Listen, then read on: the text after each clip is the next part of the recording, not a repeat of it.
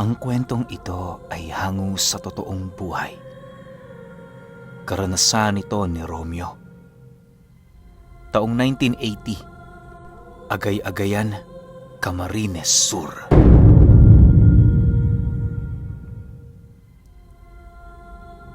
Itong mga panahong ito, kasalukuyang naghahanda si Romeo para dumayo sa isang liblib na baryo sa Agay-Agayan. Pista kasi doon noong mga panahong yon at naimbitahan lang naman siya ng kanyang mga kadugo para dumalo sa isang mumunting selebrasyon. Matagal nang pabalik-balik si Romeo sa lugar, hindi na siya nababahala sa mga tao roon, lalo pat kilalang-kilala na niya ang pag-uugali ng mga ito. Nang akmang aalis na siya noon sa kanilang tahanan, bigla naman niyang nakasalubong ang isa niyang matalik na kaibigan na kararating lang galing Maynila. Pagtitigan nilang dalawa, agad naman yung lumapit sa kanya habang nagtatanong ng, "May lakad ka? Iinom sana tayo eh." Nang marinig naman yon ni Romeo, agad naman niyang inilahad dito na pupunta siya sa kabilang baryo. Kung nais nitong makipag-inuman sa kanya, mas mainam na ipagpabukas na lang nila. Makalipas pa ang ilang minuto, nang mapag-alaman nito kung saan siya pupunta, agad din naman yung nagdesisyon na sumama. Dahil sa sinabi ng kaibigan niya, wala naman siyang nagawa kundi ang sumang-ayon. Bagaman nababahala siya sa pagsama nito, wala siyang magagawa sa kadahilanang alam niya sa kanyang sarili na matampuhin ito. Maaaring kung ano-ano ang isipin nito sa kanya sa oras na hindi niya yun pinaunlakan. Bago yun bumalik sa kanilang tahanan, inabisuhan niya yung huwag magdala ng kung ano-ano. Simplehan lang din niya ang kanyang suot upang hindi siya gaanong mapansin sa lugar na pupuntahan nila. Matapos naman itong marinig ng kaibigan niya, dali-dali naman yung nagpaalam sa kanya. Makalipas pa ang ilang minuto, agad naman yung bumalik bitbit ang iilan nitong gamit. Pagsilay ni Romeo sa daladala nito, minabuti naman niyang wag na yung gaanong pansinin. Sa pagbagtas nila ng daan, naging masaya naman ang kanilang usapan.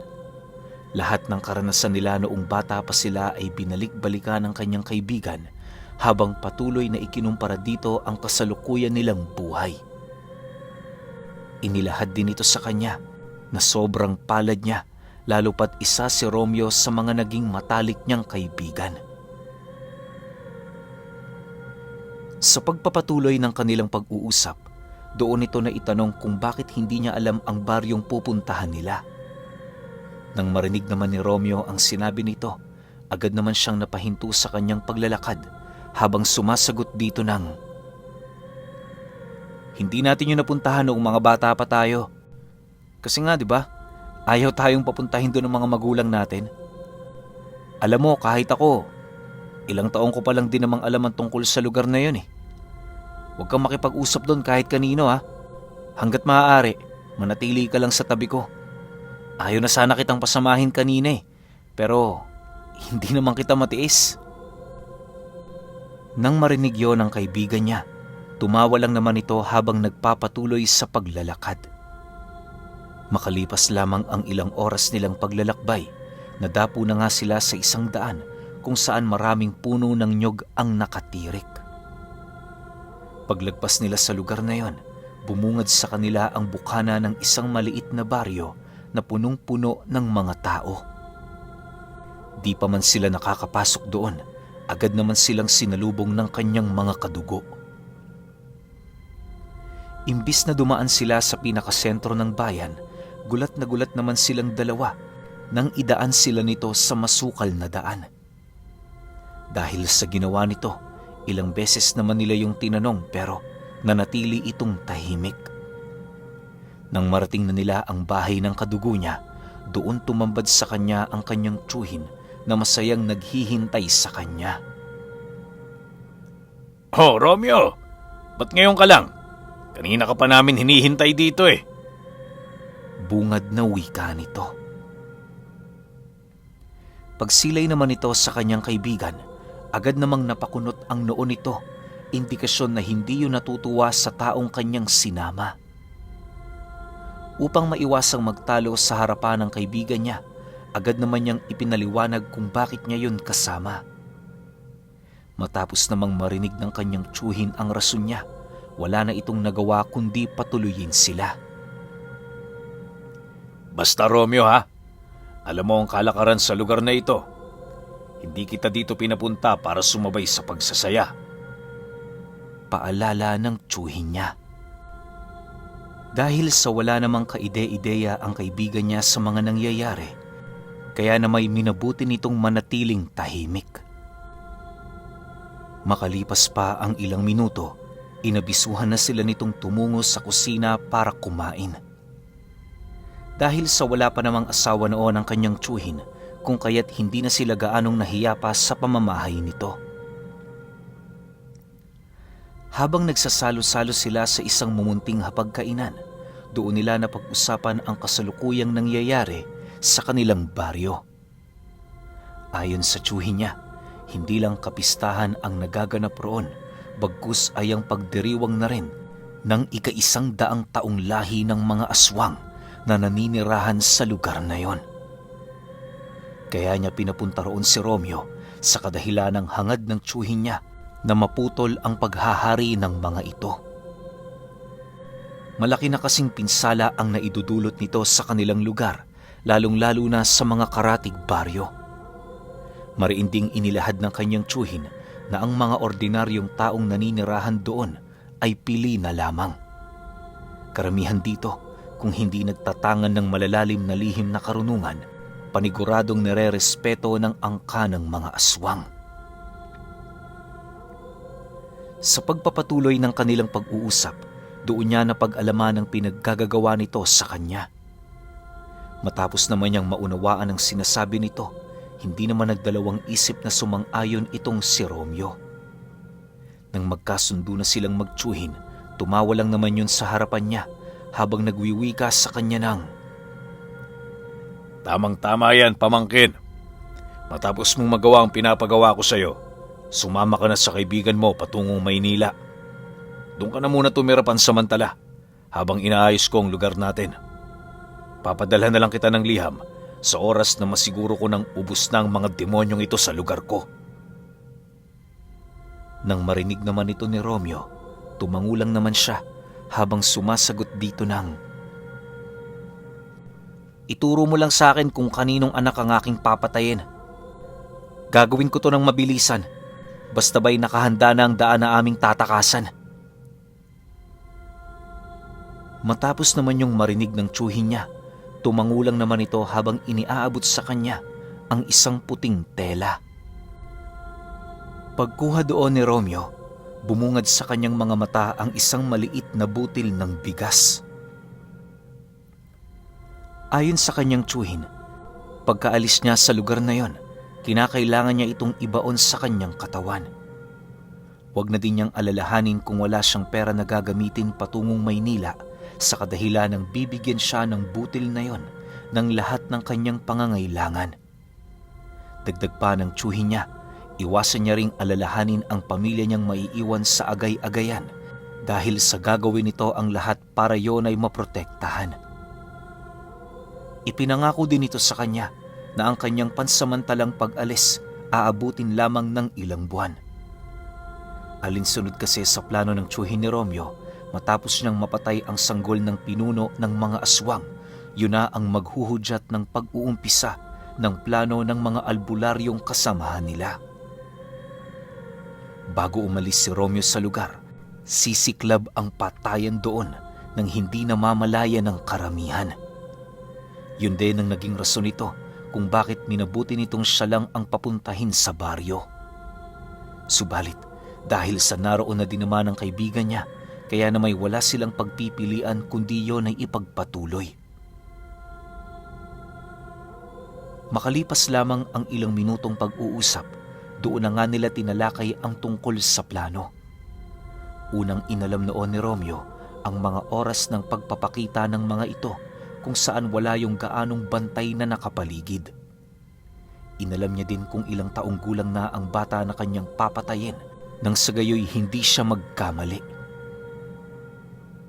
Matapos naman yung marinig ng kanyang tiyuhin, agad naman itong iniabot sa kanya ang isang maliit na litrato. Yan ang batang papatayin mo. Kalimitan namin niyang nakikita sa merkado kapag maraming tao dito sa baryo. Usap-usapan din kanina, dadalo ito sa isang pagtitipon sa may liwasan. Ang gawin mo, abangan ito sa daan, habang kami naman hinihintay sa likod ang iba pa nitong mga kasama. Tandaan mo, Romeo, isang atake lang ang gagawin mo. Kapag pumalya ka, buhay ang kapalit nito. Seryosong wika ng tiyuhin niya. Nang marinig naman ito ni Romeo, napangisi lang naman siya habang sumasagot dito ng, "Si Tiyo naman parang hindi ako kilala. Huwag kang mag-alala, akong bahala sa batang yan. Madali lang yan. Basta ba'y kumpleto na ang detalye." Matapos ang kanilang pag-uusap, iniabot nito sa kanya ang isang maliit na punyal na gawa sa kawayan ang talim. Bagaman kahoy ito, siguradong sigurado si Romeo na kaya nitong pumunit ng balat ng tao. Sa paglalim ng gabi, habang nagkakasiyahan sa baryo, pasimple naman silang pumuslit sa may daan malapit sa sentro. Nang makahanap na siya ng lugar na kanyang pagtataguan, dali-dali naman siya doong nagtago. Ang kaibigan niya noon, naghihintay lamang sa utos ng kanyang tiyuhin sa tabi ng sagingan. Maya-maya pa, nang ilang minuto na ang lumipas, nasipat nila ang isang pamilyang masayang nag-uusap habang naglalakad sa gilid ng daan. Pagsilay ni Romeo sa batang kasama nito, agad naman niya yung namukaan, kung kaya't dahan-dahan naman niyang inihanda ang kanyang patalim. Binagalan din niya noon ang kanyang paghinga para mas maging epektibo ang gagawin niya. Habang papalapit ang pamilyang yun sa kanya, desididong-desidido na siya na patayin ang bata. Maya-maya pa, pagbungad nito sa gilid ng damuhan, agad naman niya yung hinugot at walang habas na pinagsasaksak ang dibdib nito. Dahil sa bilis ng kanyang pag-atake, kaya na may hindi na nagawa pang pumalag ng bata. Mabilis din yung nawala ng buhay sa kadahilan ng tinamaan ang pinakagitna ng puso nito. Matapos namang masilayan ng kanyang tiyuhin ang kanyang ginawa, mabilis na naman yung lumapit sa kanya upang siya ay tulungan. Habang tumatakbo sila papalayo, wala namang ginawa ang mag-asawa kundi titigan ang anak nila habang dahan-dahang nanlulumo ang mga mata. Pagbaling nito ng paningin sa kanilang kinaroroonan, doon nasipat ni Romeo ang kawalan nito ng emosyon. Animoy ang lalaking yon, matagal nang nakaranas ng masasalimuot na pangyayari sa kanyang buhay. Halos hindi na din kasi nito nagagawa pang umiyak sa harapan ng bangkay ng kanyang anak. Sa pagbalik ng ulirat nito, mas lalo pa silang inabisuhan ng tiyuhin niya na bilis-bilisan ang kanilang pagtakbo. Hindi na rin sila nito pinapatingin sa likod, gawa ng babaga lamang ang kanilang pag-usad papalayo. Bago pa man sila tuluyang makalabas sa baryong yon, pansin na pansin na nila ang animoy pagtigil ng kasiyahan sa lugar. Hindi naglaon, narinig nila ang pagsisigawan ng mga aswang na animoy nakikidalamhati sa pagkawala ng kanilang iniingatang pinuno. Marahil ay naging kampante lamang yon sa lugar na yon, kung kaya't hindi inaasahan ng mga ito ang tungkol sa binabalak ng tiyuhin ni Romeo. Makalipas pa ang ilang minuto, doon na nila naramdaman ang napakaraming pagkapas ng mga damo sa paligid. May mga lumilipad na ring aswang sa himpapawid na parabang yon ang nagsisilbing mata ng pinuno ng mga ito upang hindi sila makawala. Tuloy lang! Malapit na tayo! Sigaw ng kanyang tiyuhin habang naghahabol na ito ng hininga. Sa pagdating nila sa kakahuyan, doon tumambad sa kanya ang pangkat ng mga albularyong armado mula paa hanggang ulo. Pagpasok nila sa kuta nito, agad namang inilahad ng tiyuhin ni Romeo na nagawa na nilang mapaslang ang bata. Dahil sa kanilang balita, mas lalo namang nagkaroon ng kumpiyansa ang pangkat ng mga albularyo na maipanalo ang labang yon. Halos segundo lamang noon ang dumaan nang biglang lumitaw sa kanilang harapan ng mga nilalang. Pagsilay dito ng mga albularyo, agad naman yung sumugod para makipaglaban. Habang nagkakagulo sa paligid, inabisuhan sila ng kanyang tiyuhin na magmadaling lumayo sa lugar. Hindi na din yun sumama sa kanila, gawa ng mas nangangailangan ng tulong ang mga kaibigan niya. Matapos naman yung malaman ni Romeo, hindi na din siya nag-alangan pang umalis sa lugar kasama ang kaibigan niya. Sa pagbagtas nila ng daan, hindi na nila gaanong pinapansin ang sukal ng lugar na kanilang tinatahak. Wala na rin silang ideya kung saan sila tatagos, basta ang importante sa kanila, makalayo lamang sa lugar na yon. Sa halos buong magdamag nilang pagtakas, nadapo sila sa isang baryo na naroon sa hangganan ng Agay-Agayan. Habang nagpapahinga sila sa gilid ng daan, halos hindi na niya mawari ang pag-aalala ng kanyang kaibigan, gawa ng hindi yun nakapagpaalam. Wala naman silang magagawa para maipagbigay alam ang kanilang kinaroroonan, lalo pat merong humahabol sa kanilang mga aswang. Sa pagsapit ng 7:00 ng umaga, habang naglalakad sila sa sentro, labis naman ang pasasalamat nila sa mga taong kusang nagbibigay sa kanila ng pagkain. Pakiramdam noon ni Romeo, kahit matindi na ang pangyayaring pinagdadaanan nilang dalawa, maswerte pa rin sila kahit papaano. Lumipas pa ang ilang oras, nang makakita sila ng sasakyang patungong bayan, agad naman silang tinigilan ng konduktor nito upang sila'y pasakayin. Hindi naman tumutol sila Romeo sa naging alok, lalo pat kinakailangan din naman nilang makalabas ng kanilang lugar bago sumapit ang gabi. Kinahapunan, kasalukuyan ng bumabiyahe ang kanilang sasakyan.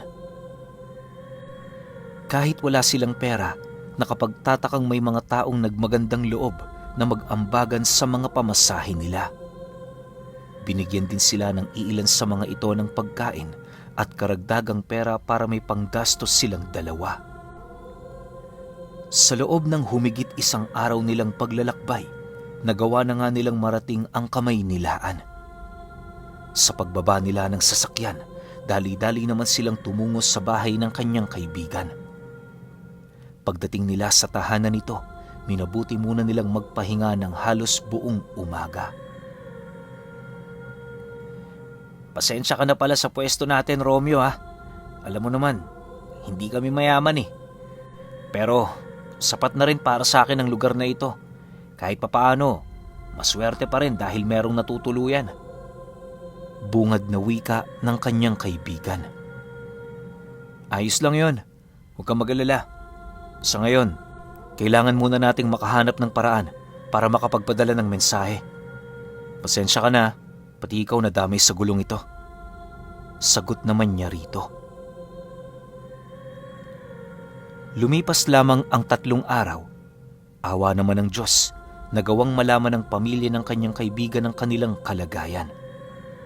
Napagalitan pa sila nito pero minabuti nitong wag na silang pauwiin. Akala ni Romeo, malalagay na sa tahimik ang kanilang mga buhay, subalit lingid sa kanyang kaalaman na ang pagpapadala pala nila ng liham ay isang malaking pagkakamali. Sa pagsapit ng gabi ng 5 araw nila doong pananatili, meron siyang napansing mga binatilyo na halos mula umaga hanggang gabi nakatambay sa labas ng bahay nila.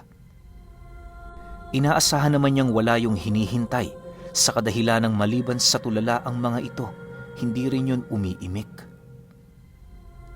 Dahil sa kanyang mga napansin, halos mayat maya naman ang pagmasid niya sa bintana para manmana ng mga binata. Sa pagtungtong ng 10:00 ng gabi, habang nagpapahinga ang kaibigan niya, napansin niyang animoy may umaakyat sa dingding ng bahay nila. Yung bintana nila noon, yung tinataas baba lang, kaya madali yung nabubuksan. Pagsilay niya sa labas ng kanilang bahay, laking gulat na lamang niya nang makasipat siya ng isang mabalahibong nilalang na nakadikit sa dingding. Dahan-dahan yung lumalapit sa bintana na animoy naghahanap ng butas na mapapasukan. Dala ng labis na pagkagulat noon ni Romeo, agad naman niyang sinarado ang bintana at mabilisang kinuha ang patalim na ginagamit nila sa paghihiwa ng karne. Maigi niyang pinakiramdaman ang kinaroroonan ng nilalang na yon hanggang sa magawa na niyang matukoy ang eksaktong kinaroroonan nito. Walang sabi-sabi, agad na itinarak ni Romeo ang kanyang patalim sa dingding na siyang naging sanhi upang umatungal ng napakalakas ang nilalang na yon. Kasabay ng pagbunot niya rito ay ang biglaan naman itong pagkahulog sa kalsada habang patuloy pa rin yung sumisigaw. Maya-maya pa, nang paisa-isa nang magsibukasan ng ilaw ng mga kapitbahay nila, bahagya namang napatahimik ang nilalang. Sinubukan pa itong hanapin ni Romeo sa labas pero tila bang naglaho na lamang yon na parang bula. Dahil sa mga nangyari, agad naman siyang kinausap ng kanyang kaibigan ukol dito. Nang marinig naman niya ang mga katanungan nito, minabuti na lamang niyang yon ay itago. Sa paglipas pa ng mga araw, hindi na nagparamdam ang mga binatilyo. Kahit wala noong trabaho sila Romeo, himalang nagagawa pa rin nilang makakain ng 3 beses sa isang araw. Isipin ninyo kahit limitado lamang ang perang hawak nila noon, nagagawa pa nilang kumain sa mga magagarang karinderya. Minsan nga, kapag naglalakad lang sila, bigla na lamang siyang inaabutan ng mga nakakasalubong nila ng pera. Kapag sinusubukan din nilang magnegosyo, nakapagtatakang halos triple ang kanilang nagiging kita kesa sa kanilang inaasahan. Dahil sa mga nakapagtatakang pangyayari, kung kaya't nagawa nilang mabuhay ng matiwasay sa Maynila. Sa sobrang pagkaliwaliw ni Romeo sa lugar na yon, halos hindi na sumagi sa kanyang isipan na umuwi pa. Nabago lamang ito nang bigla silang bisitahin ng kanyang tiyuhin. Ayon dito, kinakailangan na niyang umuwi sa kadahilan ng matagal ng panahong nangulila ang kanyang mga magulang. Humingi din niyo ng tawad sa kanya, gawa ng dahil sa naging plano nito kung kaya't labis nitong naapektuhan si Romeo. Matapos naman niyang marinig ang paliwanag ng kanyang tiyuhin, agad naman niya yung niyakap habang nagwiwika dito ng, "Ako nga ang dapat magpasalamat sa iyo, tiyo. Biruin mo, napakaswerte pala nung binigay mo sa akin. Siguro, kung hindi ko dala to, paniguradong naghihirap na kami ngayon." Bakit? Duda ka ba sa bisa ng mutya ng bigas? Kaya ko yan ipahiram sa iyo dahil alam kong mangyayari ang bagay na ito. Tayo na, Romeo. Umuwi na tayo. Sagot naman ito sa kanya. Matapos ang kanilang pag-uusap, agad din naman silang nagpaalam sa kanyang kaibigan. Sinubukan niya pa yung yayaing bumalik sa probinsya pero hindi na siya nito pinagbigyan. Labis kasi yung nababahala na baka buhay pa ang mga aswang na nagtangka sa buhay nila. Kahit masakit para kay Romeo na hindi yun sumama sa kanya pabalik, wala naman siyang nagawa kundi tanggapin ito. Magmula noong umalis si Romeo sa Maynila, hindi na yun nagawang mabalitaan ng kanyang kaibigan sa loob ng napakahabang panahon. Dahil sa pag-usbong ng teknolohiya, kung kaya't naging madali naman para sa kaibigan niya na hanapin siya. Sa tulong ng mga telepono, nagawa nitong mapag-alaman ang kasalukuyang estado ni Romeo. Ayon sa iilan nitong mga nakausap, ang kanyang kaibigang taga-agay-agayan ay lumipat na sa ibang lugar. Isa na din yung bantog na albularyo dahil sa husay ng panggagamot nito. Naniniwala siya sa anumang lugar silang dalawa mapadpad, patuloy pa rin nilang maaalala ang kanilang mga karanasan noong sila'y mga binatilyo pa lamang. Pero alam niyo ba na ang tumatak talagang alaala sa kaibigan ni Romeo ay ang nangyari sa kanila noong naganap ang ika-100 taong selebrasyon ng mga aswang.